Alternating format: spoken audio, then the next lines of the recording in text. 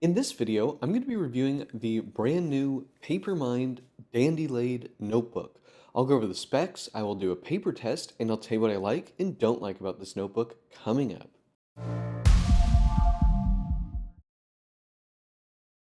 Blake here with Blake's Broadcast. On this channel, I review fountain pens, paper, and ink, and as always, I put links in the show notes in the description below. And if you haven't already, please hit that subscribe button, it really helps out my channel. Alright, let's get on with the review. Today I'm excited to share with you a brand new notebook from the Paper Mind. This is the Dandelaid Notebook, and this is the first ever notebook that we've made to contain laid paper.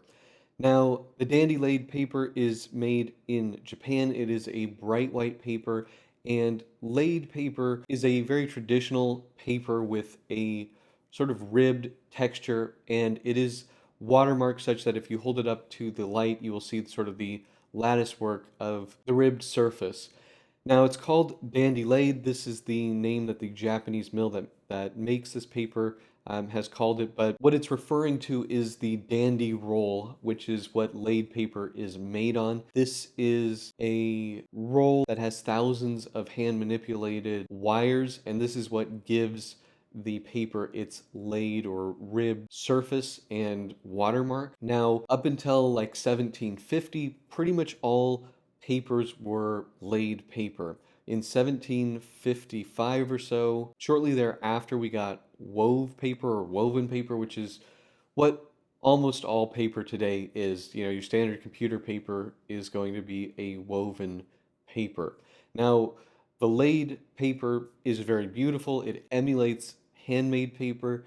It has a very traditional look and feel to it that is very special, very elegant. You know, this is a proper stationery grade paper in here. Let's walk through the specs of the notebook. It does come in two different versions. We have a ruled version here, and we have a blank version here. The blank versions are in this peacock blue Japanese linen, and the ruled are in this light gray Japanese linen soft cover. Now, there are 192 pages. The paper is 80 GSM, and you do get a pink blotter sheet. It's 16-page signatures, so 12 signatures for 192 pages.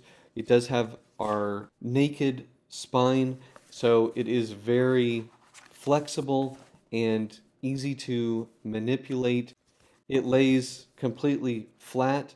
It doesn't really matter, you know, where in the notebook you are. It's going to lay completely flat. So it's a very, very comfortable notebook. On the back, we do have our standard Paper Mind foil stamp here. These are made in Japan. They're made in Tokyo. And you do get a pink blotter sheet as well as a bookmark. I don't know if it will show up on camera. I'm really hoping it will, but I know my camera's having trouble focusing on this texture.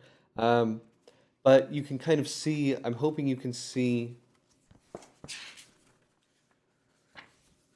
a woven surface, so you have lots of little sort of watermarked lines in the sheet, as well as some more spaced out vertical lines, giving you that traditional laid watermark and a light ribbing to the paper. These notebooks are available only at thepapermind.com, and for Blake's Broadcast viewers and subscribers, you can get 10% off with code BB10 at checkout. For the paper test, I'm going to go over to my personal one that I've been using for the last month. It's almost completely full, and we can do a comparison with bank paper as well, as this is sort of similar in the fact that it is an uncoated paper. Looking at the face of this, you do get a bit of the texture of the paper coming through in the fountain pens, and that's just part of the beauty of this paper. So you do see that on especially like the Omas Paragon and the Oblique Double Broad 149. The same I would say with the Oto Fude Ball, maybe actually a little bit on the Pentel Energel and Sakura Jelly Roll. So the face of this I think looks really, really nice. I don't see any issues with feathering. Everything looks really, really good. And then if we go to the back, we do see that the Troublemaker pens did cause some problems, especially like the Copic Sketch and the Sharpie. They went through really quite a lot. The Stettler Lumocolor permanent marker came through it in spots. Same with the oil drawing pen. Now the Pentel Energel, the 1.0 millimeter, I do see it trying to come through just a tiny, tiny bit. It doesn't really penetrate. So, I mean, you could certainly write on both sides with that kind of pen. The rest of the pens look perfect. None of the ink came through. Now, to compare it to the Paper Mind bank paper notebook. We'll start with the face here. Now this is the bank paper on the left and the Dandelaid on the right. Right off the bat, I mean, you can see that this Dandelaid paper is quite a bit more bright white, where this is more of a off-white color, the bank paper. Now the pens are not exactly the same here. For one, while these pens are similar, the Montblanc OBB 149s, they're different inks. So this one has Diamine Festive Cheer, which is like a super sheening ink, versus a Waterman Serenity Blue, which is more of a normal ink. But similarities, you do see the texture of the paper come through on the fountain pens. Now if we go to the backs of the notebooks, now I'm going to switch them again, so just keep that in mind. This is now bank paper on the right, and this is Dandelaid on the left. In terms of show through, we get more on the bank paper. That's just the nature of bank paper. Now in terms of like the troublemaker pens, the bank paper did do much better with the troublemaker pens, and that Pentel Energel, that 1.0 millimeter, you do see it just trying to come through just ever so slightly, but I would say the performance was slightly better than the Dandelaid. But overall, for normal use, the performance is very similar, just not with, if you want to use a Sharpie, you're gonna, well, like you're gonna be better off with bank paper, and the same thing with an oil marker or an alcohol marker. The bank paper definitely does better in that regard.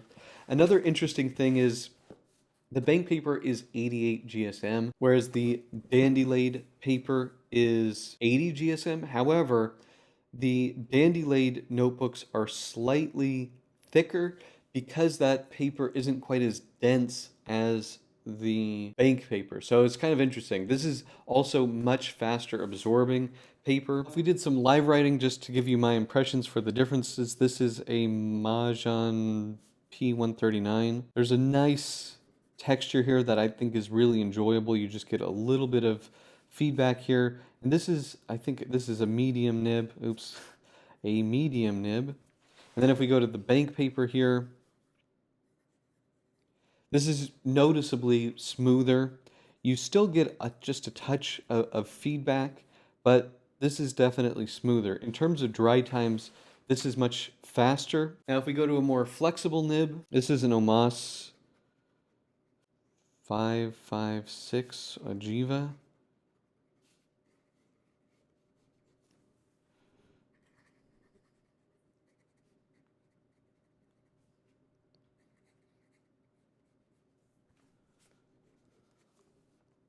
It's interesting.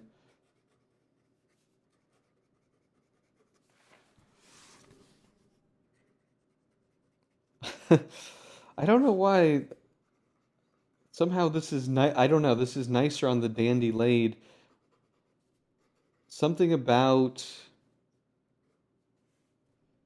the texture. I don't know. Yeah, this is I think that the on the Dandelaid it feels nicer. It doesn't catch the the nib at all, and there's no bleeding, even though that is a wet, relatively scratchy nib. Very enjoyable to write on this paper. Do a nib with some edge. This is a Natuno NE 2.0 with a 1.1 millimeter stub. I absolutely love this nib.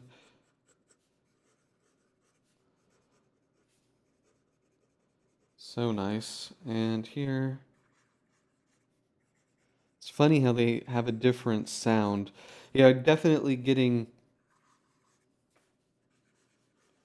there's a feeling of less resistance on the bank paper. Both are very, very pleasant though. This is a Montblanc 03B. Very nice.